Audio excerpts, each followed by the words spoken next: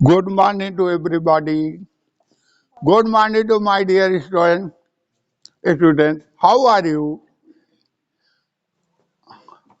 अब मैं फिर आ गया हूँ आपके पास। मैं क्लास 7th का चैप्टर नंबर 8 जिसका है नाम devotional path to the divine. Devotional path to the divine यानी परमात्मा के लिए भक्ति पथ। परमात्मा के लिए भक्ति पथ, ये हेडिंग का नाम है, आपके लेसन का नाम है। और इसके पीछे आपने हमारे वीडियो में सेवंथ ही क्लास का चैप्टर नंबर 7 पढ़ा है। अब चैप्टर नंबर 8 लेकर मैं आया हूं। अगर आपने उसको नहीं पढ़ा तो उसको पढ़िए, उसको देखिए। और इसके लिए आपको क्या करना है, सबसे पहले कौशलेंद्र पांडे एजुकेशनल एकेडमी के ऐप से आप प्ले स्टोर से निकाल के उसको आप इंस्टॉल करिए। और इंस्टॉल करने के बाद में फिर आपको मिलेगा सारी चीजें। अब हम आ रहे हैं अपने मार्ग पे। तो देखिए, devotional path to the divine यानी परमात्मा के लिए भक्ति पथ। तो लेट अस रीड। इसमें थोड़ी सी बातें हम करें। Many remarkable change took place in Indian society during the medieval time. Two religious movements, Bhakti and Sufi, left everlasting impact across the India in 18th century. देखिए, बहुत सारे ऐसे रिमार्केबल यानी उल्लेखनीय बदलाव हुआ है भारतीय समाज में। किस समय? मेडाइवल पीरियड में। तो इसमें दो धर्म निकल के आए हैं, उभर के। दो ऐसे मूवमेंट यानी आंदोलन आए हैं, जैसे पहला भक्ति और दूसरा सूफी। भक्ति का मतलब किसी का प्रेयर करना, सूफी का मतलब किसी का सजदा करना। तो ये पूरे भारत में 18वीं शताब्दी में आया था। अब देखिए, both the movement B liberal in their approach and well suited to the Indian society to develop an assimilative character. The people in society welcome the flexible idea to live in the society and call the rigidity of caste, culture, tradition and religious dogma were sidelined by the strong Bhakti and Sufi teachings. Bhakti means total devotion. Sufi means the woolen garment worn by the Muslim saints. These movements heavily influence the larger section of society. देखिए, जब आपका दोनों जो movement है वो उनके पहुंच बहुत आगे थी, बहुत ही अच्छा था। और इंडियन जो समाज है, भारतीय जो समाज है, वो आगे विकास किया। और उनका जो कैरेक्टर है, यानी उनका जो कैरेक्टर है, वो आपस में मिलाने का किया गया। और सौहार्दपूर्ण ढंग से पीपुल बहुत ही अच्छे ढंग से उसको, ऐसे आइडिया को, ऐसे विचार को सौहार्दपूर्ण ढंग से उसको मनाए, उसको लाए अपने पास। और इसमें कुछ है, कितना कड़ाई से कास्ट सिस्टम चल रहा था आपके देश में इसके पहले, कैसे सभ्यता थी, उसके कैसे आपके रीति रिवाज थे, धर्म कैसा था, इसमें डॉगमा था। डॉगमा मीन्स होता है हठ धार्मिक। हठ धार्मिक था, यानी किसी धर्म का हठ ही था। तो ये सब चीजों को साइड लाइन हो गए, यानी ये सब क्या हो गए? एक किनारे बन गए जब ये दो मूवमेंट आया। कौन सा दो मूवमेंट? एक भक्ति मूवमेंट, एक सूफी मूवमेंट। तब ये सब दरकिनार कर दिए गए। और इस तरीके से हमने आपको पूरी बात बता रहा हूं। जैसे भक्ति मीन्स होता है टोटल डिवोशन, यानी पूरा का पूरा डिवोशन करना, ध्यान देना। और सूफी का मतलब यह होता है कि वूलन गारमेंट, यानी ऊनी कपड़ा, ऊनी का पहनने का जो कपड़ा है वो मुस्लिम के जो सेंट महात्मा हैं उनके द्वारा बनाना। तो ये मूवमेंट बहुत ज्यादा दोनों प्रचार हुए और भारत में बहुत सारे समाज के लोगों को इसकी जानकारी हुई। अब सबसे पहले भक्ति मूवमेंट की बात कर रहे हैं। भक्ति means devotion to the supreme god. भक्ति का मतलब है कि एक सबसे महान ईश्वर जो है उसका भक्ति करना। We have heard the term guru bhakti which means reverence to the teacher or guru, but bhakti movement refer to the devotion to God. Bhakti movement started in South India and then spread to North India. देखिए, हम सुने होंगे कि गुरु भक्ति, गुरु भक्ति का मतलब गुरु का भक्त होना, और इसका मतलब ये है कि धीरे धीरे गुरु यानी टीचर, टीचर का भक्ति। लेकिन जो भक्ति मूवमेंट हुआ उसका मतलब गॉड का भजन, गॉड का भक्त होना, ठीक है। और ये पहले पहले स्टार्टिंग में साउथ इंडिया में, दक्षिणी भारत में शुरू हुआ और दक्षिणी भारत के बाद में धीरे धीरे नॉर्थ इंडिया में यानी उत्तरी भारत में भी फैल गया। There were two streams of bhakti saint called Narayan, Nayanars and Alvars, यानी दो सेंट थे। सबसे पहले भक्ति मूवमेंट के दो संत थे। पहले नायानर्स पहले का नाम था और दूसरे का अलवर्स, ठीक है। The Nayanars worship lord Shiva and later they were called Shivas. Nayanars जो थे वो भक्ति, वो पूजा करते थे किसका? भगवान शंकर का, शिव का। और बाद में उनको शिवास में कहा गया है, यानी शिव भक्ति, शिव भक्त। इन द 15th सेंचुरी, 15वीं शताब्दी में, the Alvars were called the Vaishnavas as they worship lord Vishnu. और अलवर्स को क्या कहा गया? वैष्णवार्स, यानी विष्णु के भक्त। द भक्ति philosopher piece love and reverence, यानी भक्ति के जो फिलोसोफर थे, वो विद्वान जो थे, उन्होंने यही शिक्षा दिया कि प्यार और श्रद्धा, रिवरेंस माने श्रद्धा, प्यार और श्रद्धा से थ्रू देयर हुम, यानी अपने भजनों में प्यार और श्रद्धा रखना चाहिए। दे फॉलोड सगुन believe of God with A form of image worship. और ये क्या रोल अपनाए थे? सगुन, सगुन यानी एक किसी गॉड का इमेज के ऊपर बिलीव करते थे, यानी विश्वास करते थे, यानी मूर्ति के ऊपर, ठीक है, इमेज वर्शिप। और दूसरा था निर्गुण, पहला सगुण और दूसरा निर्गुण।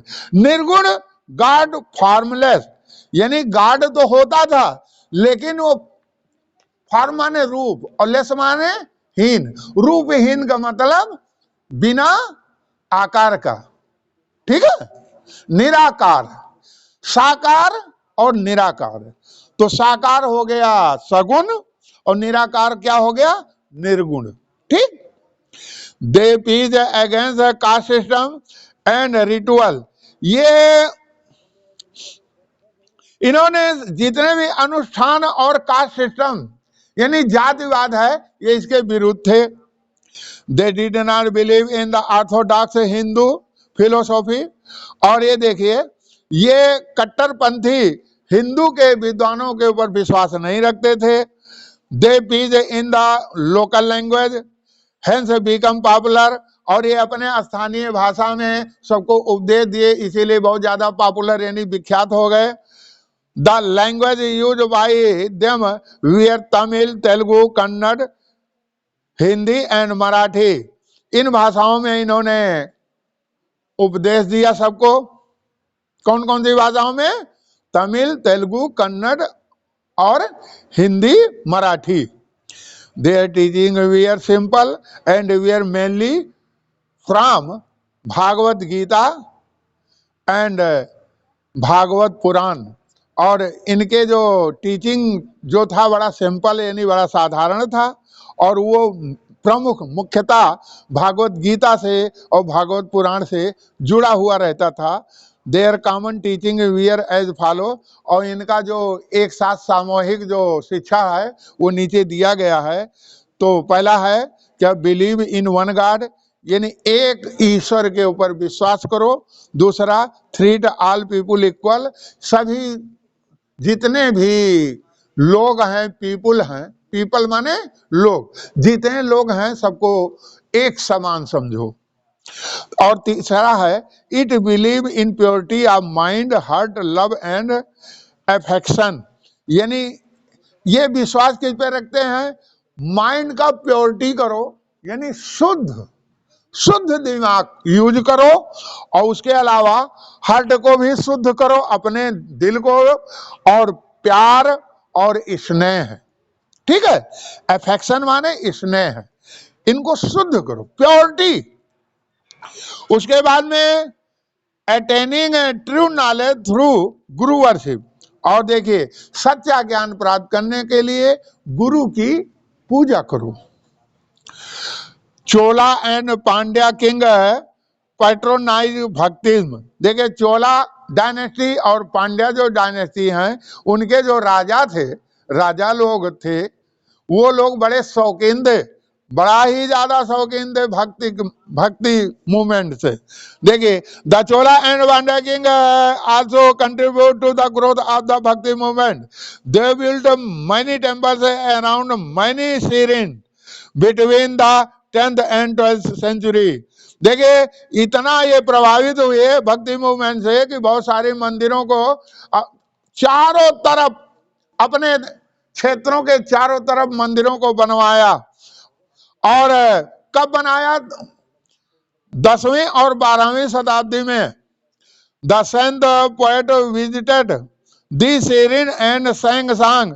और जितने सेंट और कवि लोग रहते थे, महात्मा लोग और कवि लोग रहते थे, वो ऐसे बड़े बड़े मंदिरों को देखा और वहां पे जाके बहुत सुंदर सुंदर भजन गाए भक्ति के।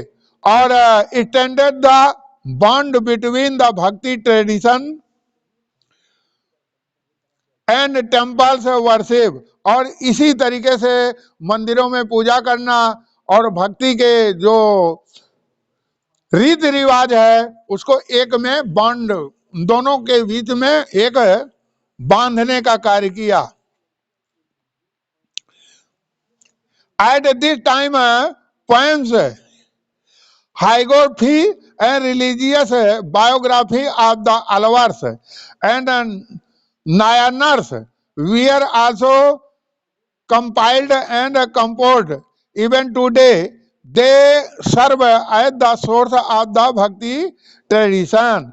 और देखिए, अब इसी समय, एट दिस टाइम, ठीक उसी समय, जितनी कविताएं थी और जितने भजन थे, जितने धार्मिक लेख थे, अलवर के और नायनर के, उन दोनों को आपस में मिला के कंपोज किया गया। और आज तक भी, इवन टुडे का मतलब अब तक भी, आज तक भी वो चारों तरफ भक्ति के रीति रिवाज शामिल हैं। और अब हम आगे आपको ले चल रहे हैं पेज नंबर 60। तो देखिए, आदि शंकराचार्य। अब कुछ भक्त के जो भक्ति मूवमेंट के कुछ बड़े बड़े स्कॉलर हैं, उसके बारे में सुनिए। आदि शंकराचार्य पहला, तो आदि Shankaracharya was a great religious leader and philosopher of India, यानी ये बहुत बड़े धार्मिक नेता थे और बहुत बड़े भारत के विद्वान थे। कौन? Adi Shankaracharya. He was born in 9th century in Kerala, 19वीं शताब्दी में केरला में इनका जन्म हुआ। He was the teacher of the concept of the Advaita, the doctrine of oneness of the individual soul and the supreme god. यानी अद्वैता का मतलब ये होता है कि ऐसा सिद्धांत उन्होंने बनाया कि एक व्यक्ति, एक पर्सन का जो सोल यानी जो आत्मा होता है और जो भगवान होता है, सुप्रीम गॉड यानी सबसे बड़ा जो ईश्वर होता है, वो सब एक है। क्या है? एक है। ठीक। अब आगे, he said that surrender to God can lead to enlightenment and called ज्ञान मार्ग। उन्होंने कहा कि अगर आप आत्मसमर्पण, सरेंडर माने आत्मसमर्पण, अगर आप गॉड के ऊपर आत्मसमर्पण कर दीजिए तो आपको ज्ञान मार्ग मिल जाएगा। He established the 4 months of religious center in the 4 corner of India। इन्होंने भारत के चारों कोने, भारत के चारों कोने 4 बड़े बड़े मठ बनाए थे। वो कौन से हैं? बद्रीनाथ ज्योति मठ इन नॉर्थ, नॉर्थ में बद्रीनाथ ज्योति नाम का मठ बना हुआ था। और उसके बाद द्वारका शारदा पीठ इन वेस्ट, वेस्ट में द्वारका शारदा पीठ नाम का मठ बना हुआ था। कहां पे? वेस्ट में। उसके बाद में पूरी गोवर्धना मठ इन ईस्ट, ईस्ट में पूरी गोवर्धन नाम का मठ बना हुआ था। और श्रृंगीगिरी मठ इन साउथ, साउथ में श्रृंगीगिरी नाम का मठ बनाया गया था, मठ। ठीक है। बद्रीनाथ। अच्छा, अब इसके आगे आप सुनिए। He was a fully developed yogi, jnani and भक्त। ये पूरा का पूरा डेवलप्ड योगी का रूप धारण किया है, बड़े ज्ञानी थे और भक्त थे। He believe that the Brahman alone is real and their word is unreal. उन्होंने कहा कि ब्राह्मण सिर्फ अकेला जो है वही सच्चा है और पूरा जो संसार है इस संसार में वही सच्चाई है। ही कंसीडर्ड द वर्ल्ड एज माया और एन इल्यूशन। उन्होंने कहा कि पूरा जो संसार है वो एक मोह माया है। ठीक है। और आगे है चौथा नंबर, ही पीज renunciation of the world and adopted the path of knowledge. उन्होंने ये सबको शिक्षा दिया कि वर्ल्ड को यानी संसार को आप त्याग दीजिए और ज्ञान का पथ अपनाइए। पैथ ऑफ नॉलेज यानी ज्ञान का रास्ता अपनाइए। To understand the true nature of the Brahman and the attain salvation. Salvation माने मोक्ष, यानी मोक्ष को प्राप्त करने के लिए और सच्चा प्रकृति जानने के लिए। ठीक है। आगे आ गया रामानुजाचार्य, रामानुजाचार्य यानी रामानुज आचार्य, ये अगला है। तो Ramanujacharya preached that all human being are equal. इन्होंने ये शिक्षा दिया कि जितने भी ह्यूमन बीइंग हैं यानी मानव जात हैं सब एक हैं। He said everyone can attain salvation by surrender to god. उन्होंने ये भी सबसे कहा कि प्रत्येक लोगों को, हर लोगों को एक दूसरे के सल्वेशन यानी सरेंडर कर दो भगवान के ऊपर, आत्मसमर्पण कर दो। He was born in Tamil Nadu in the 11th century. 11वीं शताब्दी में तमिलनाडु में इनका जन्म हुआ था। He was an advocate of the doctrine of Vishishtadvaita, Vishishtadvaita के वशिष्ठाद्वैता विता नाम का ये उसका एक सिद्धांत बनाए थे। ठीक है। ही believe that the best means of attaining salvation was through incessant devotion of the Vishnu according to Ramanu teaching, Lord Narayana or भगवान इज द सुप्रीम बीइंग। उन्होंने विष्णु भगवान के को अपना इष्ट देव बनाया रामानुज, और उन्होंने ही सबको शिक्षा दिया। और लॉर्ड नारायण इनके इष्ट देव यानी भगवान, वो सबसे बड़े हैं, सुप्रीम बीइंग हैं। ठीक है। अब सेंट रामानंद, अगला आ गए Ramanand. Ramanand was a devotee of Lord Rama, and he spread the message of Hindu-Muslim unity and brought universal brotherhood and complete surrender to God. He was the first person who preached in Hindi. Kabir, Dhanna and Ramdas was his famous disciples। देखिए रामानंद जो हैं वो भगवान राम के भक्त थे, और इन्होंने अपने मैसेज को यानी अपने संदेश को हिंदू मुस्लिम को एकता करने के लिए हिंदू और मुस्लिम के बीच में इन्होंने पूरा का पूरा कोशिश किया, और पूरे व्यापक भाईचारे का व्यवहार पूरा रखा। और उन्होंने कहा कि आप भगवान के ऊपर आप समर्पण कर दीजिए। और ये ऐसे पहले पर्सन थे जिन्होंने हिंदी में भाषण दिया, और इनके कबीर, धन्ना और रामदास ये तीन बहुत विख्यात इनके शिष्य थे। ठीक है। अब चैतन्य महाप्रभु, ये he was born in 1485 in the learned family of Nadia in Bengal. Bengal में नादिया एक स्थान में एक शिक्षित परिवार है, वहां इन्होंने 1485 में जन्म लिया था। At an early age of 24, he renounced the world and spent the rest of his life in the preaching his message of love and devotion।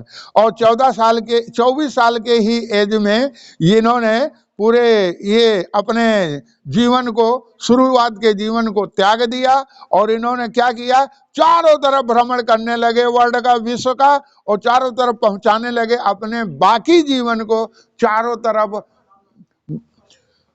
भक्ति में ही बिताया। ठीक है। और सबको संदेश दिया प्यार का और पूजा का। ही सांग आर कॉल्ड कीर्तन, और इनके जो गाने रहते थे उनको कीर्तन कहा जाता था। Song in chorus a composed by the instrumental music, और ये एक तरीके से चोरस के रूप में, यानी जैसे हम कोई चीज गावें, जो चीज हम गावें फिर दूसरा जो चार रहे हैं वो भी वही गावें, तो इसको चोरस कहा जाता है। चोरस के रूप में, यानी कोई भजन अगर कोई गा रहा है तो उसको दूसरा कहते हैं कि जब मैं गा चुकूं उसके बाद आप गाओ, तो उसको चोरस कहा जाता है। तो ये इन्होंने पूरा, और इनका जो भजन रहता था वो इंस्ट्रूमेंटल म्यूजिक रहता था, यानी वाद्य संगीत से होता था, यानी ढोल, मजीरा, बांसुरी, हारमोनियम, ये सब होता था। और इन्होंने भक्ति बंगाल और आसाम में और उड़ीसा में तीनों जगह अपने संदेश को प्रचार किया। अगला है मीराबाई। अब मीराबाई है, Mirabai was a Rajput princess and marriage into the royal family of Mewar. एक राजपूत की राजकुमारी थी, और मेवाड़ में एक बहुत ही रॉयल फैमिली का मतलब राजसी में की संतान थी वो, तो वहां इन्होंने जन्म लिया। She was a devotee of Lord Krishna, और भगवान कृष्ण की ये भक्तिनी थी। And compose a lot of song in praise of Lord Krishna, बहुत सारे इन्होंने गाने ऐसे बनाए हैं, इन्होंने रचित किया है जो कि लॉर्ड कृष्णा के प्रशंसा के बारे में था। which are known as the भजन, जिसको भजन के नाम से जाना जाता था। और in the Rajasthan the bridge भाषा लैंग्वेज, और राजस्थानी और ब्रिज भाषा दोनों भाषाओं को यूज किया था इन्होंने। She become a follower of Ravidas, बाद में रविदास के एक समर्थक बन गई, ठीक है। और ये सेंट फ्रॉम अनटचेबल कास्ट, यानी रविदास जो थे एक ऐसे सेंट यानी महात्मा थे जो अनटचेबल यानी अछूत वर्ग, अछूत जाति के थे, तो उनका ये फॉलोअर बन गई। She participate sincerely in the bhakti movement. In her song she strongly criticized the upper caste norms.